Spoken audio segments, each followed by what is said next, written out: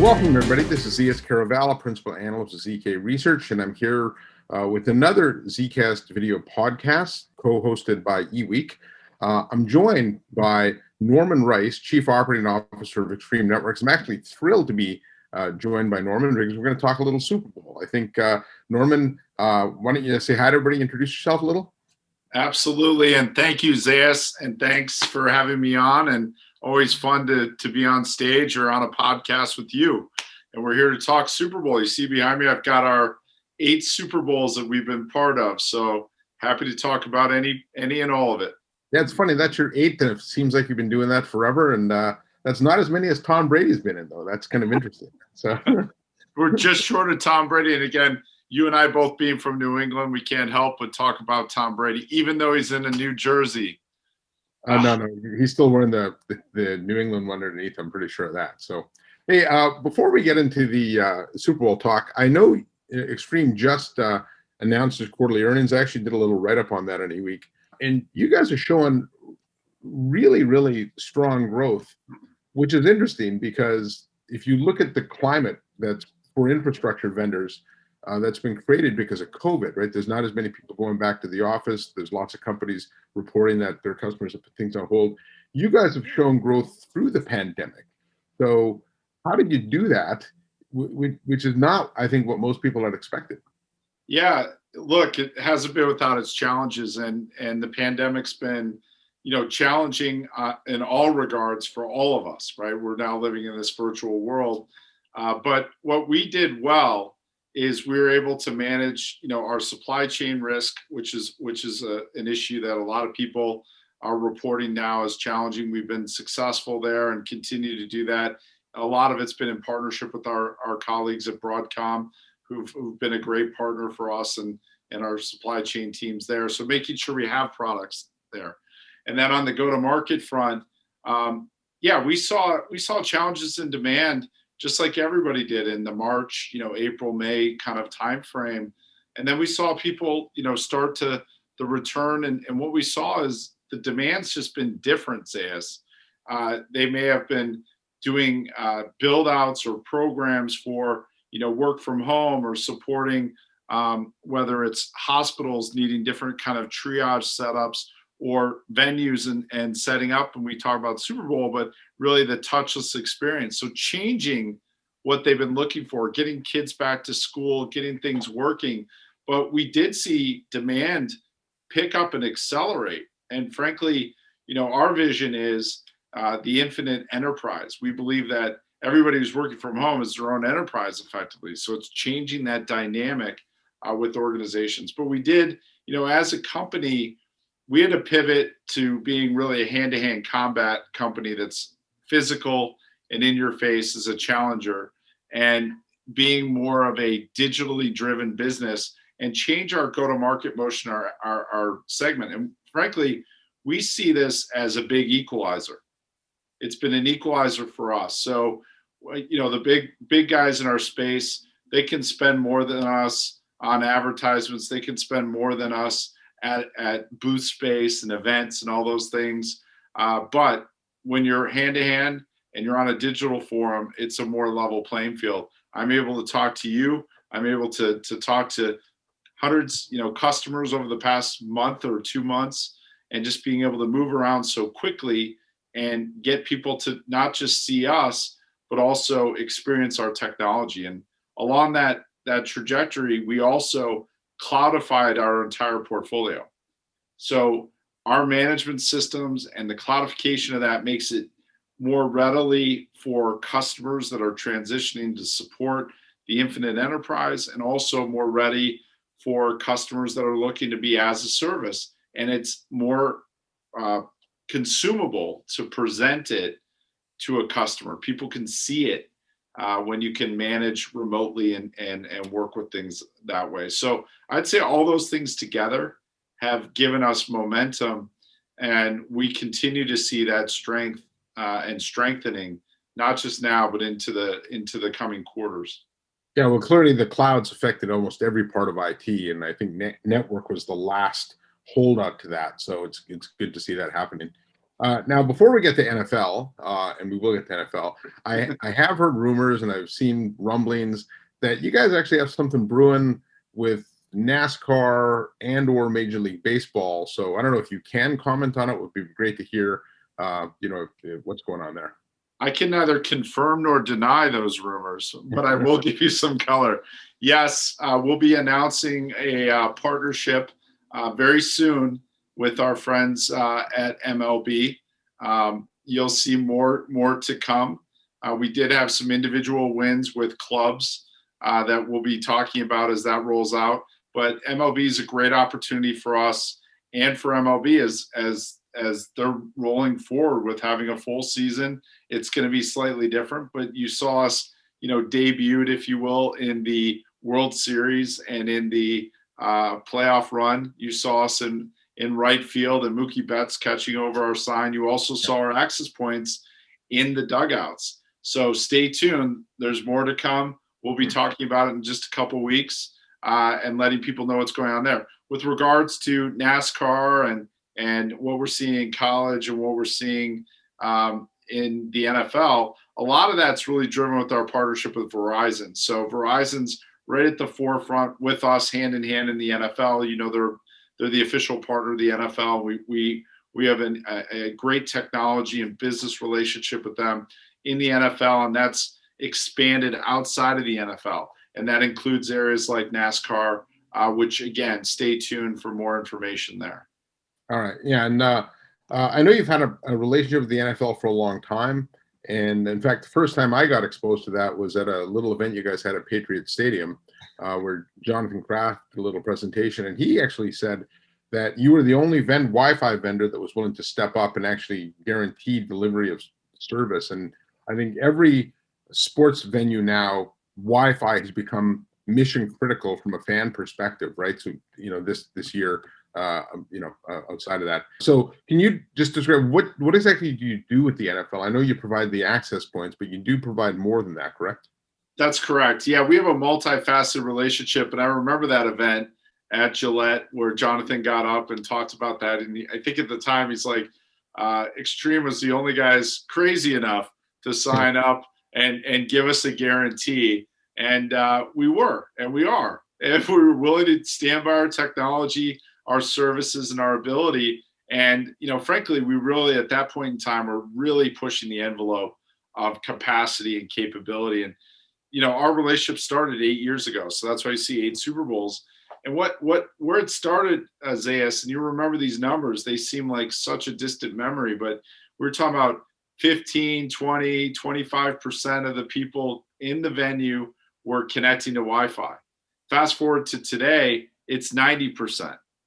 The devices have evolved, and the devices, your Apple or your Apple device or your Samsung device or your iOS devices, they automatically identify and fail over to the Wi-Fi. And that's really that secret that happens in high density areas.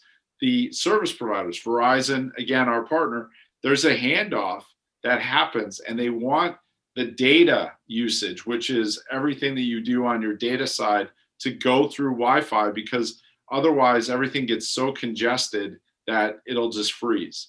So our relationship with the NFL is multifaceted. We developed the standard with the NFL and Verizon to really be how do you provide top tier connectivity to the fans, to security systems, ticketing and concessions, all that kind of stuff. And then we also, in parallel, set up an analytics relationship where the league itself has analytics systems deployed from us in every venue around the league. That data and information is brought back into the cloud, and they are able to, the NFL, back at corporate, Michelle McKenna and team are able, in New York, are able to look at real-time dashboards, watch events happening, and just see different patterns. They're looking at usage patterns. They're looking at what are people looking at. What's hot right now is gaming and gambling. And you're going to see that just get hotter and hotter. We're tracking, dozens of different applications in that area, and that's only going to become more interesting. And we've had that relationship. Originally, it was around the NFL really auditing and making sure that they were delivering on connectivity. That's where it started. And it's evolved where it's got sponsorship facets, it's got technology facets, and then, as I mentioned, new sponsorship areas such as gambling and gaming, which is what we'll see in the not too distant future. Yeah, I know when at that event when Mr. Kraft spoke, he actually talked a lot about, obviously high quality connectivity is important, but he talked a lot about the analytics because they want to know how many people are posting things on Facebook and how many people are tweeting things and how many people are using Instagram, because it helps them understand what advertising channels to use and how they can better touch base with the fan. So the entire fan experience has become network driven. And so, I understand why the analytics are so important. So as you've watched these 8 Super Bowls happen, I'm sure there's a number of trends that you've seen. Are there any that are top of mind? Yeah, one of the coolest things we saw was there was an activity that happened in the stadium at halftime. And that activity was one that only people in the stadium would see. And outside the stadium, there was a correlation of activity on downloading a song. So there was an exclusive song shared in the venue for the venue itself. People shared that information outside the venue socially and saying, hey, this is really cool. We just saw this happening live. We're seeing it exclusively. And it triggered downloads of this song at, a rate that was, the spike was in the, millions. And that was the first time that we had seen inside, being virally shared outside to have an impact on the entire, call it universe that was tuned in or somehow tied to it. And it really showed the amplification and power of social and exclusivity that can be repackaged and shared out. I thought that was one of the coolest things that we've seen over the years. Yeah, that really is pretty cool. So when we think about this year's Super Bowl, you don't have the same capacity challenges given it's a limited audience. And you certainly, I think from an extreme perspective, you guys have licked the challenges around capacity. But from what I understand, this year's game is the first all digital Super Bowl, right? As they try and go touchless, for COVID purposes and stuff. So can you describe what's changed at the stadium? What does all digital mean? What kind of network challenges that bring? And as you mentioned, we used to every year put up the higher score of how many people were connected and how much data was consumed. Last year it was 24 terabytes of data. It keeps going up exponentially. And it's a function of, digital connections, video concerns, and, all those things that create the upswing. So we've been tracking that through, last year. This year it's going to be different. And it's different. First off, they're having 22,000 fans. So it's a, call it a third full venue. Many of those fans will be first responders. And, shout out to the NFL for sticking to their schedule, going. I think a lot of people thought there's no way they're going to make it through the season. Here we are on the eve of the Super Bowl. It's just awesome what the NFL team did to do that. And Michelle McKenna, our partner, and Roger Goodell and Renee Anderson and all those folks just did an awesome job driving it. But that said, what's different is this is a ticket, as you mentioned, Zeus, this is the first digital. So your phone is your key to your ticket, so your access. The only way you can purchase products or goods inside, so merchandise or concessions, and it's your security credentials. So everything you do and everything that has gone into making this a safe and of course, given the pandemic, safe in terms of that challenge, let alone the security apparatus that goes with putting on a national event, is running over this digital medium. And everything's about being able to have flexibility for this connectivity. So all concessions will run across our network, across these phones. All interactions will run across our network. All security is running across, our infrastructure, along with, other ones that we're not allowed to communicate or mention about. And then everything that you mentioned, like just getting in the venue, being able to move if you've been to Super Bowls in the past where you get in, you're not in, you're in the first layer, and then there's multiple layers after it. So you need authentication every step. And it's really exciting because really what you want to do, the NFL has to, or any venue has to make fans feel comfortable that they're safe, that this is going to be okay. And Major League Baseball went through that with the World Series and putting everybody in the bubble. This is an open forum, and it's a different risk profile, but they're doing an awesome job, and we're just so excited to be part of it and just be, here to put a stamp on normalcy for Super Bowl 55 and 2021. Yeah, well, in some ways, this is the full digital transformation of the Super Bowl. I think this would have happened sooner or later. It just, as I think it was Microsoft CEO Satya Nadella said that he saw 2 years of digital transformation in the first 2 months of the pandemic, right? So it certainly has accelerated plans, and I guess for the NFL, this is a good thing. Like this, what we're seeing now, hopefully will stay in place for future Super Bowls.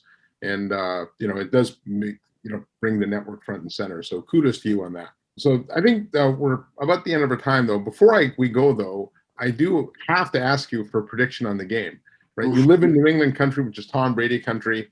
And in full disclosure, Tom Brady was my fantasy quarterback this year, but I also had Tyreek Hill. So Tyreek Hill. Yeah. So I'm a little, betwixt and between here. So what's your prediction on the game? Yeah, it is. I certainly want to support Tom Brady and, all the things that he did for New England for so long, and being able to break all the barriers and bring Tampa back to the Super Bowl at home. Don't forget, they're at home. This hasn't happened in a long time where the home team's hosting. How cool of that for a storyline. That said, I think Mahomes and the machine that is the Chiefs is going to outpace our friends in Tampa and win by a touchdown. Yeah. Well, my prediction is I think the old man's going to do it. I think he is laser focused. I was reading on ESPN how one of the Tampa players was crying in the dressing room when they made it to the Super Bowl. Brady looked at him and said, "Stop crying. Our job's not done yet." And he also posted a video yesterday where he said that as soon as the game's over, they're on to next year. So I think this isn't this is a mission for him. And I think like Michael Jordan was able to do, I think Tom Brady can almost will his team to win. Now, I think Mahomes got a lot of talent, though, so that's a pretty big hurdle to get over. So it sounds like the old Patriot way, right? Yeah, it does. Your job. But anyways, Norman, thank you for your time. Congratulations on your 8th straight Super Bowl. Maybe one day you'll be in as many Super Bowls as Tom. If he keeps playing, though, that's going to be difficult because you'll always be 2 behind. So that's right. That's right. So, anyway, on behalf of Norman Rice, CEO of Extreme Networks, I'm Zeus Kerravala. Thank you very much for your time, and everybody enjoy the game.